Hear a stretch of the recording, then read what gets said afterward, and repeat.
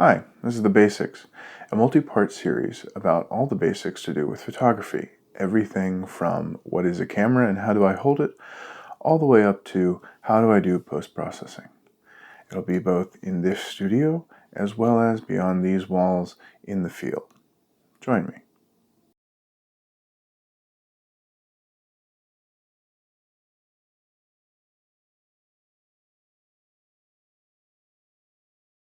Now, obviously, you probably, if you've handled a camera by now, you have seen that number that says an amount of millimeters on your lens, and maybe you've wondered, what exactly is that measuring? Well, in a kind of simplistic way, it's measuring the field of view of your lens. So if you have a smaller number, say a 24 millimeter lens, then you have a very wide field of view. If you have a 300 millimeter lens, it's a more narrow and zoomed in field of view. Okay, so your focal length determines essentially how much in front of you your frame is going to contain, right? With telephotos restricting it and wide angle lenses opening it up. Now let's explain those terms, wide angle and telephoto, and they're in fact pretty recognized as three separate categories of lens. The first is wide angle. Wide angles are anything that is 35 millimeters or less. There are other designations within wide angle, so extremely wide angle often will be called fisheye lenses. Those tend to have a massive amount of distortion to the image, which is part of the effect and use of them. Then you have what are called rectilinear lenses, which are wide lenses that attempt to reduce the amount of distortion. You can actually get some pretty wide rectilinear lenses. And then you have your more standard wide angle lenses, which are your 24 millimeters and your 35 millimeters. And those are pretty common for people to use. Now, when it comes to zoom lenses that have many focal lengths, often you'll find a 15 to 35 or a 16 to 35 tends to be the wide angle zoom range. Between wide angle and telephoto, we have the standard lenses. Now, standard lenses are anything greater than 35 and less than about 70 or 80. Most of the time it's capped off at 70 millimeters. These are focal lengths that are going to somewhat match the sensor in terms of field of view. They are going to have very low distortion. They aren't going to magnify the image as much as, say, a telephoto, but they aren't going to give you as wide of a field as a wide angle lens. And so it's kind of, they're a compromise between the two.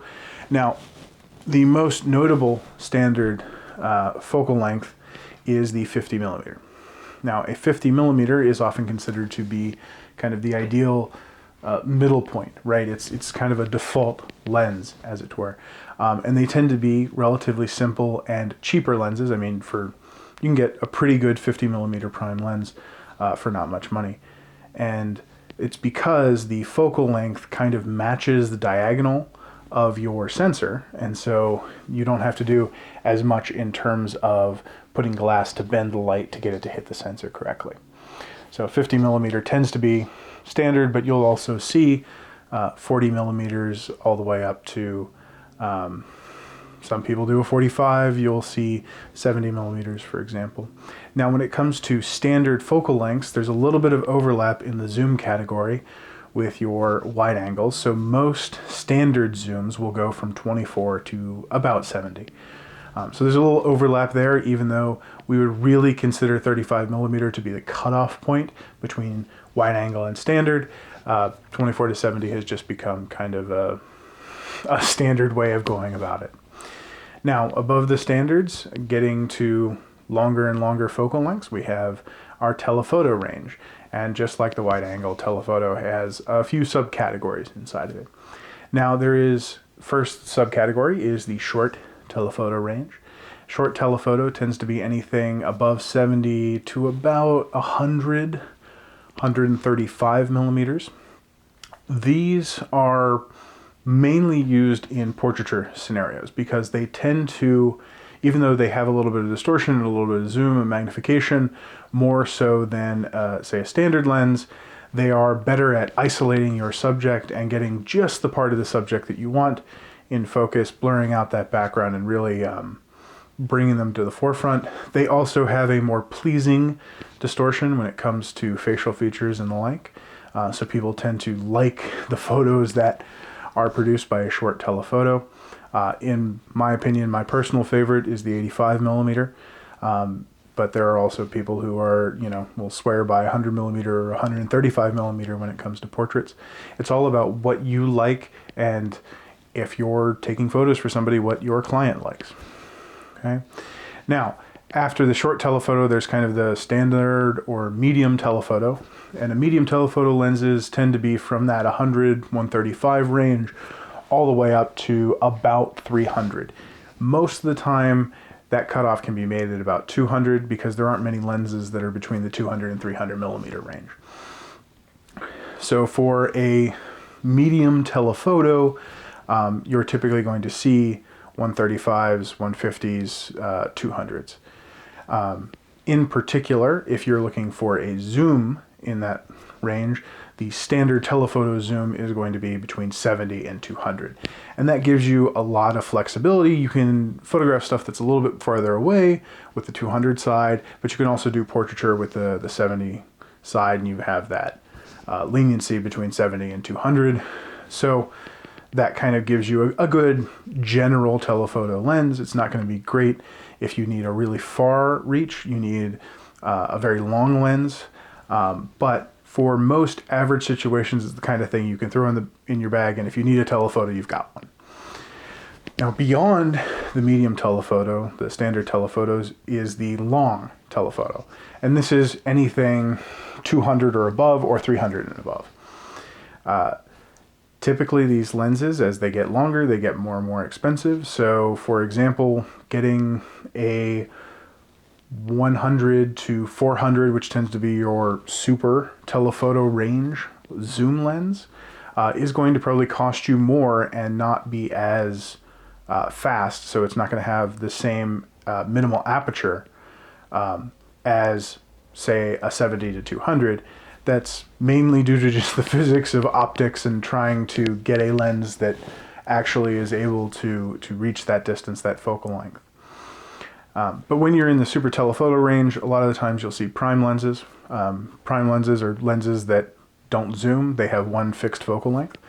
And you'll typically see them, and they'll be 300 millimeters, 400, 500, 600. There have been super telephoto lenses up to 1200 millimeters, but that basically requires a Squire and 10 horses to haul around. So they're not exactly practical lenses. As you get longer and longer telephoto, you need bigger and bigger and bigger lenses, to the point where, I'll be honest, it probably becomes somewhat of a safety hazard just to carry it around. We're talking about lenses that are the size of a suitcase, but in terms of common ones that you might see around, 300 and 400 millimeter lenses tend to be relatively compact in size. And you can even find some super telephoto zooms that go from 150 all the way up to 600 millimeters.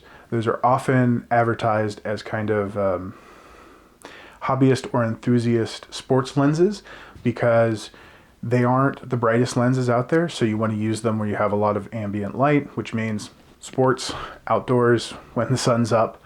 And there are faster super telephotos, but those tend to be really professional level glass, and those can range in the tens of thousands of dollars for a single lens. So those are the three main types of lenses. We have our wide angles, our standards, and of course our telephotos. Which one you use depends on what you're trying to do. If you want to capture a big scene with a lot of things in it, you want to show the environment a little bit more, then you want a wide angle lens. If you want to kind of remove distortion and kind of report the world as it is, then you have the standard ranges. And if you want to zoom in on something and really be able to take photos from a distance, you have your telephoto ranges. And that's going to do it for this episode of The Basics. See you when I see you.